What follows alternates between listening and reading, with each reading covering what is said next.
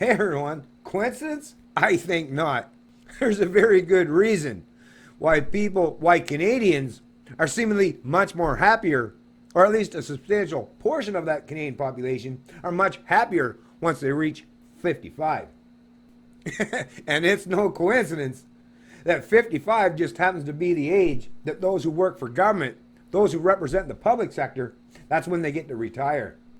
That's right, unlike those of you in the private sector who comprise the majority or the bulk of the working poor in this country, or should I say, all of those who are the working poor, because there's no such thing as a working poor when you're talking about those who work for big government. No, that rests and resides solely in the private sector. But yeah, you know those of us, or those of you who work in the private sector, I hear it all the time, especially the blue collar folks. They're constantly saying, I'll never be able to retire. My retirement is when they put me 6 feet under. That's the message I keep hearing time and time again. Like I say, all those people who actually have to work under a voluntary interaction as far as their economic transactions or compensation. You know, when you can't force people to provide you with an income or a pension, well, that places you in a pretty precarious situation, which is in complete contrast to, like I say, those who work for big government, who have that assurity, who have that guarantee. And not only will they be taken care of with these gold-plated pension funds or pension plans, but in addition to that, they also know that no matter how bad things get as far as inflation in this country, because public sector pensions are pegged to inflation, and they don't even have to worry about that either. That's the true great divide in this country between the haves and the have-nots. It's those who work for government and those who don't. Headline out of CBC News Toronto: more Canadians report high levels of happiness after age 55 survey. East Coast, Quebec, BC reports higher levels of happiness, while Ontario comes in last. This being reported by Paleo Lorigio. Canadian Press, June 24th, 2019.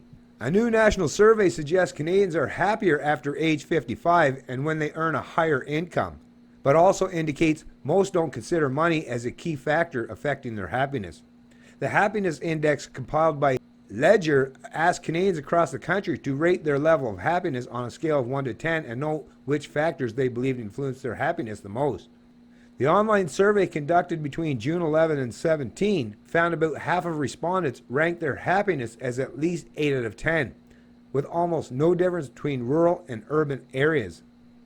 Slightly more participants reported a high level of happiness in the East Coast and Quebec, 56 and 55% respectively, with British Columbia coming in third at 52%. Ontario participants were at the bottom of the list with only 47% reporting a high level of happiness. Once again, think about that though, folks. You're talking what? 55%, 52%, and 47%? Pretty minuscule as far as differences go, right? So once again, as per usual, the headline tried to suggest that, hey, in Ontario, I guess it's much better or much worse, depending on how you look at it from your perspective. But in reality, it's quite minuscule as far as the difference goes. High happiness scores remained steady at 44% for participants between the age of 18 and 54, but spiked to 61% after age 55.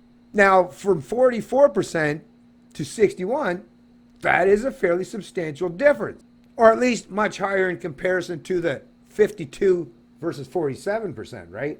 Participants with higher incomes were also more likely to have a high happiness score. 44% of those making $40,000 or less per year reported a high level of happiness, but that number rose to 53% for those earning up to $80,000 per year and to 58% for those with even higher incomes. Yet only 8% said the state of their finances was a key driver of their happiness, on par with satisfaction with romantic relationships, the study indicates. Anyways, I'll post a link to this article in the description of the video below. I don't want to waste too much time, folks. This is just going to be a short video. But I just want to show it's hilarious, right? Think about that. People that are 55 and older, and like I say, guarantee most of those people that are showing their exuberance or happiness are those who got some kind of gold-plated pension or something that set them up for the rest of their life, right? Otherwise, they wouldn't be too happy, right? But, I mean, it's kind of strange, as far as I'm concerned, to see the fact or see a report that suggests that old people, which are getting, much further on in their years and get to that latter stage or that last third of their life are seemingly now more happy than the young people.